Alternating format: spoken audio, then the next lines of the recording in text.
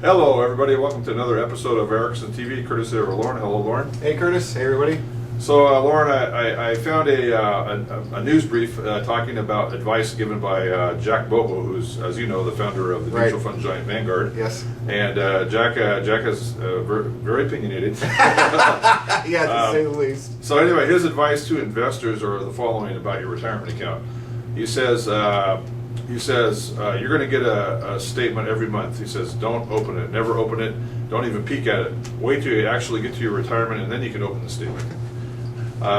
He says not knowing the reason, his rationale is not knowing how much you have growing in your retirement account makes you less likely to want to rate it when your kids go to college or when you want to buy that shiny new car. It also makes you less likely to trade in and out of the market, which can be a fool's errand.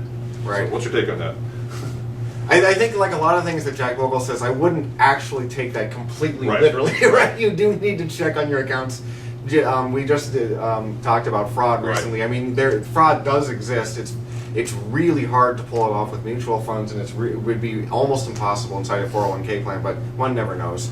And you do want to check up on it, just because I think there is such a thing as financial planning, and even though it's true that not thinking about your balance will prevent you from wanting to rate your plan. The other thing, though, that's true is that mathematically, almost everybody can take more risk earlier in life and less risk later in life. Right. Not everybody, but almost everybody. And there comes a point, if you're a good saver, where you just don't need to take risk any longer. Or as much risk. Yeah. Or well, I shouldn't say you don't need to take risk, period, but you don't need to take the same kinds of risks.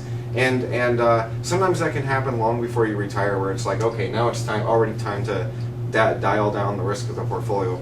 And I think that it's good to have some idea. The flip. Okay, so the emotional flip side, though, to that's what I want to talk about. The behavioral. Right. Yeah. I really think that's what Jack is talking about. Yeah, exactly. He wants you not to do bad behavior. Right. Yeah. The behavioral flip side to that is that if your account is going up, one of the benefits of seeing that it goes up is that it can help you remember why you're saving. And it can help you remember why it's a good idea to save, because you can think about, well, I only put in so much money, right, and now here's how much money there actually is. And then when you think about financial planning and you think about compounding in the future, it can help you to keep up your savings rate and to remember why it is that you're doing this.